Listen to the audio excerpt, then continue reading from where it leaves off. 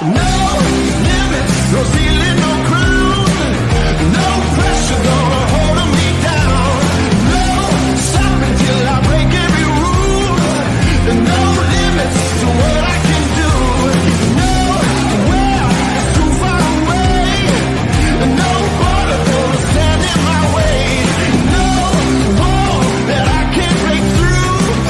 No limits to what I can do.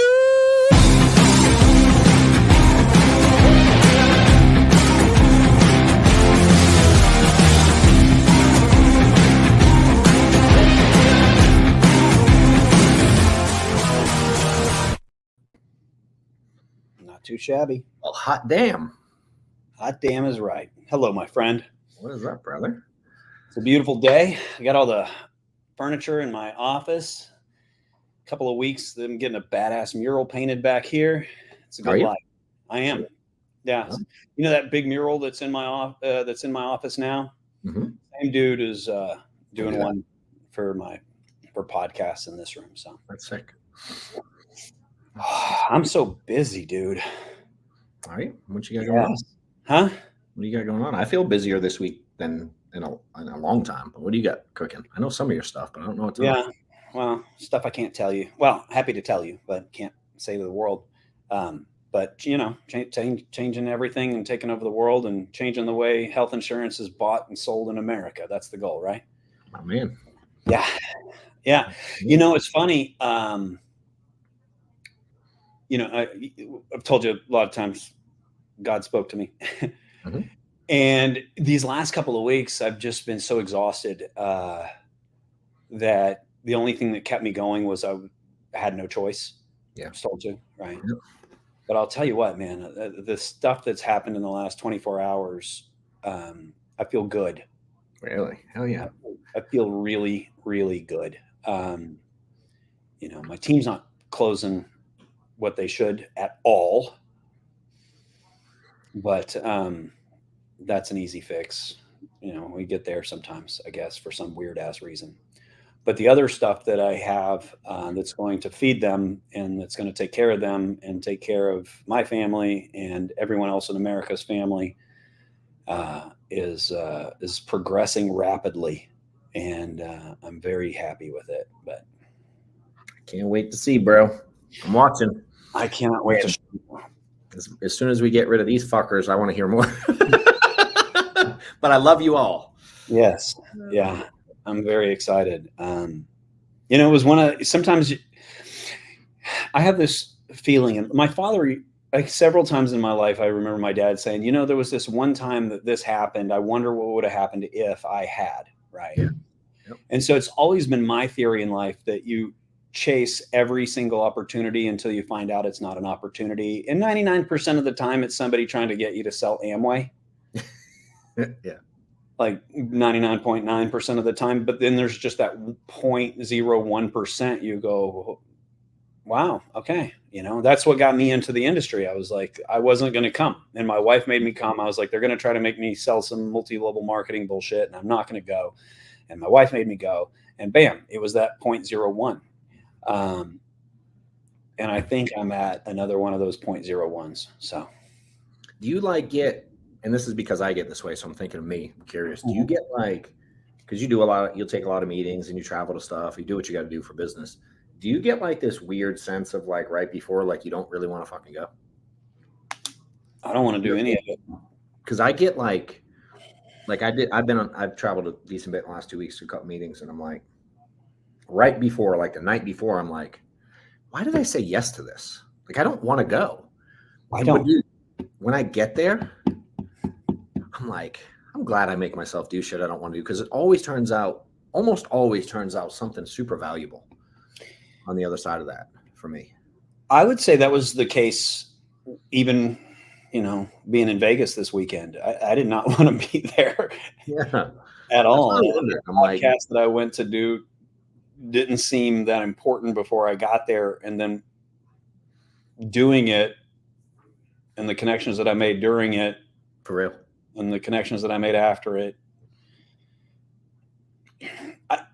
I'm a big believer in Matthew 7:7, right? Seek and ye shall find. Yeah.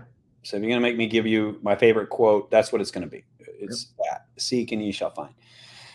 And when you're looking for something and basically what you're looking for, you will find it.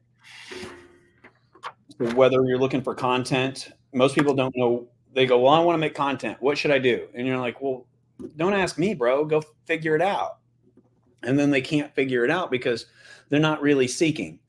They want what, like I always say with salespeople, is they're waiting for a postcard from Jesus with a bank and routing on it to come into the mail. Yeah. And that's what they're looking for with content. That's what they're looking for with business opportunities. But when you put yourself out there and you go, listen, I'm trying to do the right thing for my family. I'm trying to do the right thing for the people around me. I'm trying to do the right thing for everybody. And I know it can be done. I'm trying to do the right thing for the company I'm with. I'm trying to do the right thing for the companies around me. Like, how can we raise the tide for everyone? And when you first start looking, it doesn't exist. But if you just keep seeking, and you do it, everything with honor and appreciation and love, and you're genuinely seeking, it keeps, in my experience, it always just shows up. Dude, so this is so crazy. So I had last week, I'm trying to figure out, I'm looking at ways for me to continue to improve my relationship and my value with integrity. And they're growing a lot, and there's a lot of new people around. I'm learning how to navigate new relationships there. And so I do a lot of like system stuff, as you know. Right. And I wake up one day last week, and I'm like, I come in the office, I'm like, I have an idea. I'm like, it sounds kind of crazy, but I have a really good idea. And I'm not going to give all the details yet, but I get on the whiteboard. It's still up there. And I like to take pictures when I do this stuff because it blows my mind. Nice. So I whiteboard. I'm like, I map out this plan I have to improve the growth overall at Integrity. And I'm like, it sounds kind of crazy, but I really think this shit would work. And dude, next day, someone pretty high up there messages me, and we connect. And I'm like, dude, I have an idea I want to run by you. And I tell him what I whiteboard, like I just tell him about it, and it's total coincidence. And he's like, dude, that might be one of the best things I've ever heard. And it's like it's like moving up the chain. Like we're having some real conversations about like building some really sick stuff. Yeah. And it's like, it's wild. Like that happened within 24 hours. Right. Of like having the idea and then just coincidentally having the opportunity to present the idea. And I really had no idea how I was going to do it prior to just thinking about it, and that happens a lot to me. Where this primary thing that I'm working on came from was, somebody had presented the idea to me a long time ago, like 6 months ago. Yeah, I was going to say. And I did a little bit of research, and I was like, this project is so big, it can't be done, right? Yeah. Not with what I got. And then fast forward another month and a half, and a friend of mine picked me up from the airport, and we're driving, and I'm just talking. And he's like, I'm doing this. And I go, no, you can't be done. I've already tried. He goes, yeah, I found some people that can. And I go, I don't believe you. Like, it's that big of a project that it can't be done. He's like, yeah, you couldn't do it unless you were, a private equity group, or you were something giant, and then you could do it. And I go, yeah, that's the research I had too. And he goes, yeah, I'm doing it. I got the people. And I kind of was like, okay, sure. Sounds good. I'll believe that when I see it. And then all of a sudden, some things come back around, and there you go, man. I love it. It's like, and so we'll see.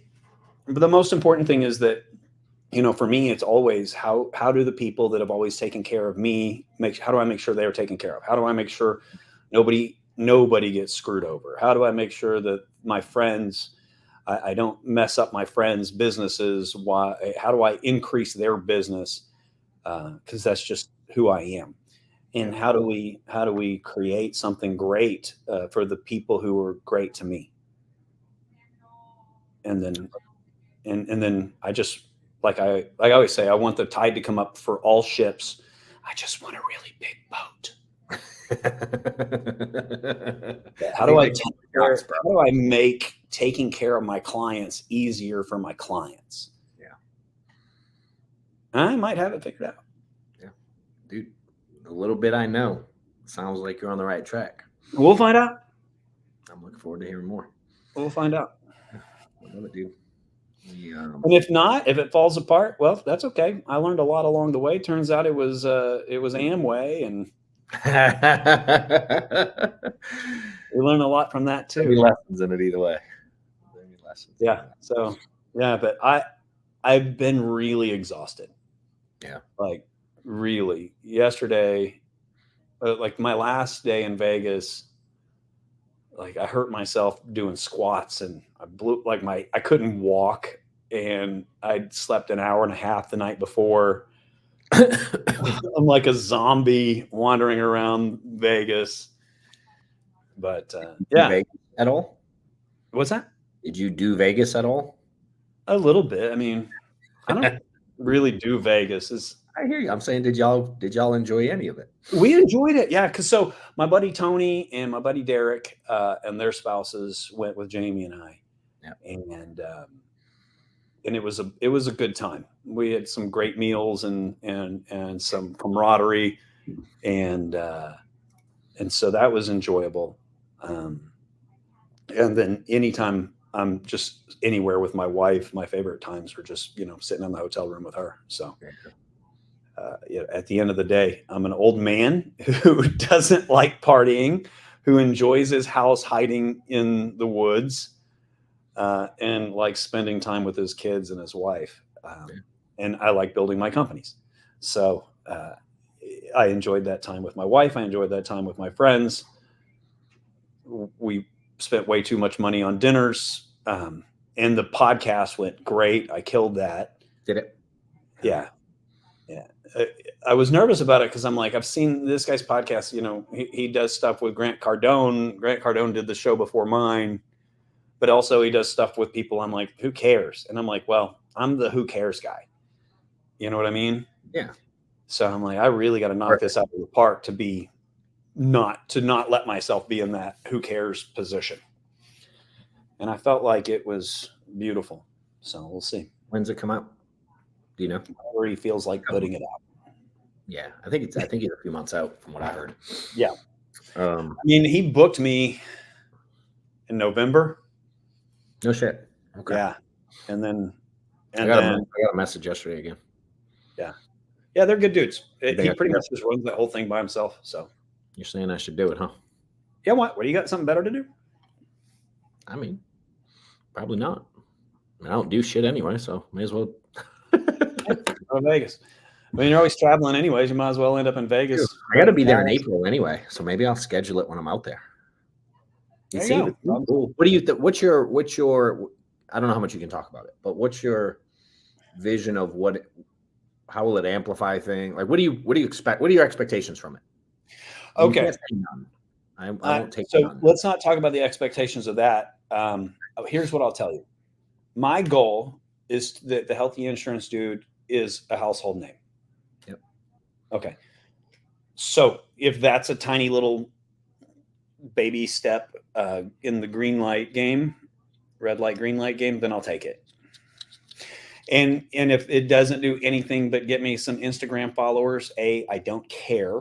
But B, it sharpens that sword for talking to people. Yeah. So that's kind of the way I'm looking at it. Is worst case scenario, I sharpen my sword. Best case scenario, or medium case scenario, I get some Instagram followers. And best case scenario, it puts me one step closer to getting on the next thing that helps me make the Healthy Insurance Dude a household name. Because the thing is, man, nobody cares about health insurance. Nobody cares about life insurance. The only people who care about health and life insurance are people who sell it. Yeah. And I have no interest that you talk to those people. I have no interest in talking to those people. I don't feel like I have any value to bring to them You bring, I feel, great value to those people. And so I just don't care. Not in a mean way. I don't care about them, but in a, Yeah. You just I'm don't. It's already irrelevant. famous with health insurance salespeople. It doesn't help. It's never put $1 in my pocket or helped one client for me. Yeah.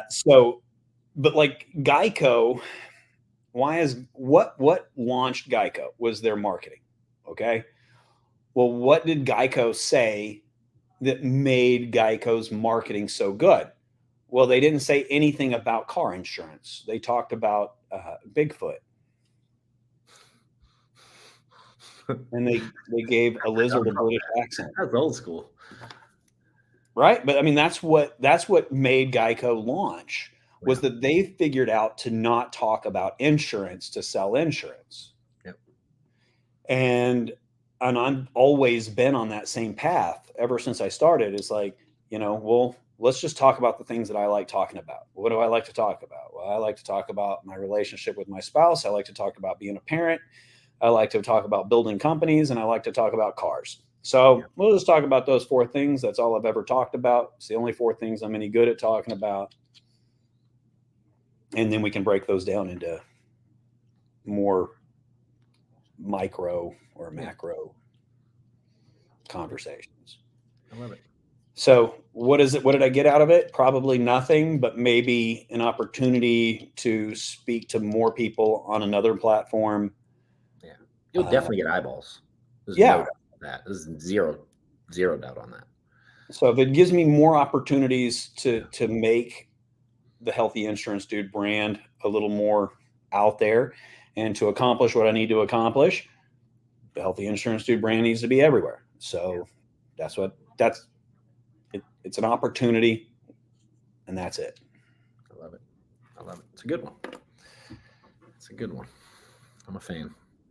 Me too. We had where did I go this week? I was in Springfield speaking at an event, and then this most recent week I was kind of back to back. Do you enjoy that? Dallas, obviously. You do that a lot. Do you enjoy it? Say again? You speak at a lot of events. Do you enjoy that? I do. Okay. Yeah. What is it you enjoy about that? I like that every event I go to, someone from the previous event lets me know how much something I talked to them about, gave them for advice, feedback, improved their financial situation. Love it. Yeah. That's what I get out of it. It's very selfish why I like it. It makes me feel good. I'm the same way, only it's not the financial, it's more of a life. Because I mean, I think of myself more as a life coach than a sales coach. I'm not a very good sales coach. Yeah. I learned that very early because I was so good at sales, and it's so natural to me. I have to reverse engineer what I did to try to help you. Yep. Does that make sense? Yeah. I mean, at the end of the day, the financial for me is for me what it boils down to, from almost everyone that I help, is what they can then do for their kids with it. Yeah. That's for me the hook. Yeah, and for me, it's so from there, like, now how can I help your relationship with your kids? Yeah. You're better. I get that from you too, which that's not my. I mean, I don't have a terrible, but I'm not like that's not my main. Yeah. And I love that we have the same passion in different directions. Yeah. So yeah, I keep doing it. Now, crazy, it costs me a shitload of money to do it every time. I don't make any money on it. Right. You know what I mean? I'm like, but I'm sure it'll all work out, dude. It'll not directly, indirectly, sure. I mean, I'm sure people end up working here and things flow. You know what I mean? But people are always funny, like, especially at a lot of events where people pitch stuff or indirectly pitch stuff if it's not real direct. And I'm like, actually, I don't have anything for sale. I feel like I should sometimes. Yeah. Because people look at me like I'm nuts. They're like, what are you pitching? I'm like, I'm sorry, I just showed up to like actually help them. Like, I think another way to put what we do the same that is I just love bringing value to people's lives. Yeah. And I don't have that talent that you have of being it's a different, it's the same thing, but differently. It's that conversation. It's that you brought value to my life when you said this. I love that. Yeah. Yeah. And if I thought conferences would get that across, I would do that. I guess. I don't know. Nobody ever asks me to. So I just started showing up to them, dude. And now I get asked to do a lot of them, but I initially just started going. And then again, initially, dude, what I get out of them also, to be honest, this is probably the second thing that turns out probably to be the biggest impact for me personally is like a direct impact.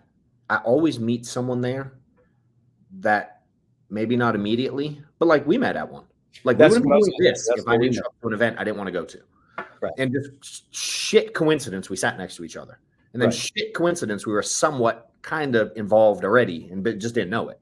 Right. And shit coincidence that Joe happened to be sitting next to us as well. Yeah. Like it's wild. And, dude, every event I go to, something like that happens because I'll navigate an event in a second to figure out who's who. We have conversations. Like I don't mind which is weird because I'm not super social in my own personal world.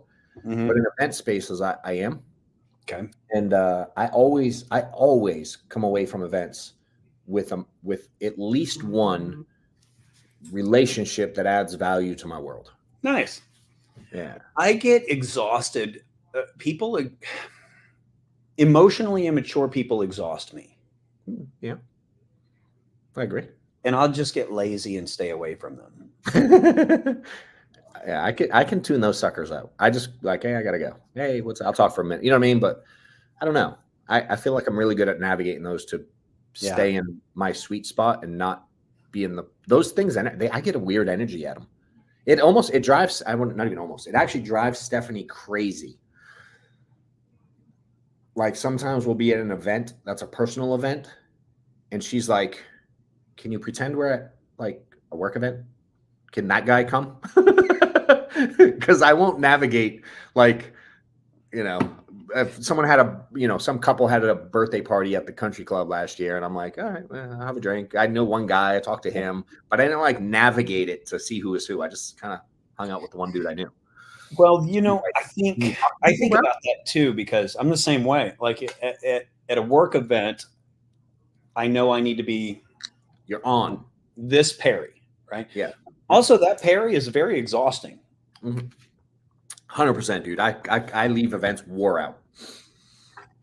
I mean, like honestly, like even this that we do, when we finish this, I'm exhausted. Yeah. Like emotionally exhausted. A podcast is exhausting as shit to me, typically. And so anytime I have an opportunity to default back to introvert Perry, I'll take that. Yeah. Makes sense. Yeah.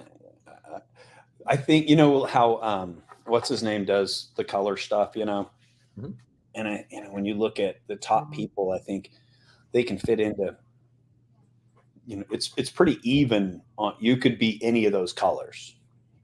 Everyone's a mix for sure. Everyone's a mix, but I think I can, I'm 99% on all four ish. Right. Maybe times, like the one place that you're probably higher than me that I would be slightly lower would, the accountant side, right? The green side. What's funny is everyone that knows me thinks I score super high on that. And I crazy enough don't. I have it. The piece I have of it is very high, but I don't have all of that. But yes. I'm like even across the board on everything except the red, which is higher. Yeah, I would think that. Yeah, mine was red. And then, which is like what's the other, the disc? So red's like a D in a sense. Right. And then I was, yellow was, because there's yellow, green is like the party guy. And then, oh no, it's blue. Blue is, yep. So I was red, yellow, were not too far apart. Yeah. And then blue and then green was the lowest on mine, dude. Really? Yeah. Yep. I like to, one of the other ways I was thinking about it is like, well, what meeting are we walking into? Right? Like, am I walking into, that's true. I mean, I'm the person that I need to be for whatever meeting we're about to have. Yeah, I could see you being that. Dude, I struggle being that blue one. Like that's not me. I don't, Yeah. I'm not good there. So I don't know that how to meeting turn that on was and it's off. time to meet a girl. Blue it Huh? is. So Yeah, that correct. meeting Yeah, would yeah, be time to meet a girl, right? Blue it is. All right, here we go. Blue time. yeah. Yeah, it's wild. But I like this. I like stuff like that. I like personality tests. I like learning. We do it with our staff, and just I never understood. I really never understood how different everybody was. So I really started studying that stuff.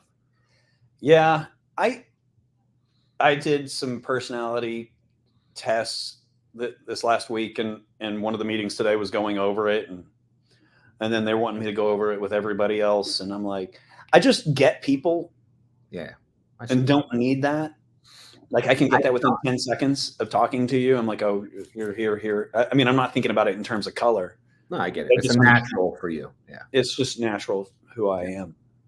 Dude, until I swear, bro, till I was like 35, I thought we were all the same. I had no fucking clue, dude. I feel dumb saying it, but when I started learning about all the different types, I'm like, that's why these people don't like me, because I treat them like they're me. I speak to them like they're me, like they Right. receive info like me, and I do. I feel like a jackass, but I'm like, I remember when that light bulb went off. I was like, holy smokes. My mother and we're not close, but my mother was, I think, an amazing. She was an amazing role model for me. The things that I was taught when I was a kid, she was like, listen, you're going to grow up and be a great leader. That's what you're going to be when you grow up. And so, my grandfather was a military officer. And that's what our conversations always revolved around, was how to lead people and how to lead people differently. Got it. And it's been my lifelong passion. Being a leader has been just what we studied and practiced. I remember when I was in high school and I won the swim team, and my mom's like, listen, you need to become the captain of the swim team. And it's important because you need to learn how to lead these people. You need to learn how to be able to convince different people from different personalities and different backgrounds to do things that they wouldn't want to do. And that's how she saw that position of team captain in high school. Yeah. And so that's just always, she did an amazing job of raising me that way. That's cool. Yeah. I appreciate that about her. I like it. Yeah. So Maddox this week, I'm going to change gears on you. Maddox made school baseball team this week. So now he's on 2 baseball teams. Yeah. That's going to be busy. Yeah. Yeah. So he 6th grade, first year, you get to play for middle school. Really? Yep. So, which is cool. So now he gets to play with, so traditionally we just played in like a rec league, and he went to like a they say it's a travel team, but we stayed relatively local. We don't like travel out of state. It's not that tight. That's horrible. Yeah. Good. Yeah. We don't, it's not a crazy travel team. It's more of an all-star local team, whatever. So he did that for the first time this year. And then during the rec teams, it's like they do like a draft, right? And they rank you, and then it's literally a draft they do. And so all the teams are relatively even because you draft based on skill set. And in the first round, you can only pick players from these points or whatever. So a lot of his friends are spread out. So all of his buddies from school, he'll play with like maybe 1, maybe max 2 on a team. Right. But typically all of his friends are on the opposing teams and they play against each other. Right. But not in the school league. Well, yeah. So now all the kids we are friends. So now they get to all play together. That's great. So all of his buddies have been like top, a little more all-star team type players on all these different teams. And every once in a while, like every year, it rotates a little. It's like, oh, we get to play with these 2 this season or this one this season. Well, this year now, baseball, all these kids we've been watching play together against each other for, the last 8 years. Right. Shit, they all get to be on the same team now. So we're and his school is kind of a baseball school. Like that's their thing. That's their thing. Yeah, their boys' baseball team's badass. So now we get to watch them for the next 6 years all play together. That's awesome. Oh, dude, I can't wait. Like I'm so excited. Yeah, I'm excited for this part. Yeah, so it's going to be a fun little journey. So he made the team, and thankfully, like the day after tryouts, dude, he got sick. The kid's had the flu since last Thursday. So he spent 5 days in bed. So thankfully, this flu, COVID, whatever the hell's going around, I don't know. I don't get tested. Is evil, man. It lasts like 2 weeks. Yeah. You feel like shit, and then you feel better, and then you feel like crap again. Yeah, I mean, that's one of the reasons our numbers have been absolute trash, because for 2.5 weeks, this office was empty. So, and then, people would start to feel better, and then their kids would be sick. Yeah. That's wild. And that's why you need remote teams. I had a call with your guy. When did I do it? Yesterday? Justice. Yeah, yesterday I think we did it. You did. So Amanda, dude, somehow the other day someone hit me on Facebook and was like, "Hey, I kind of want to work with you guys, blah blah." And I set up a call. Like, I did an interview, and I don't do a ton of one-on-one interviews. I have so many people doing them. I don't, and I'm like, I just did them.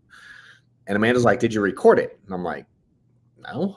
She goes, "How many people would have loved to see that?" And I'm like, "Well, I wasn't thinking."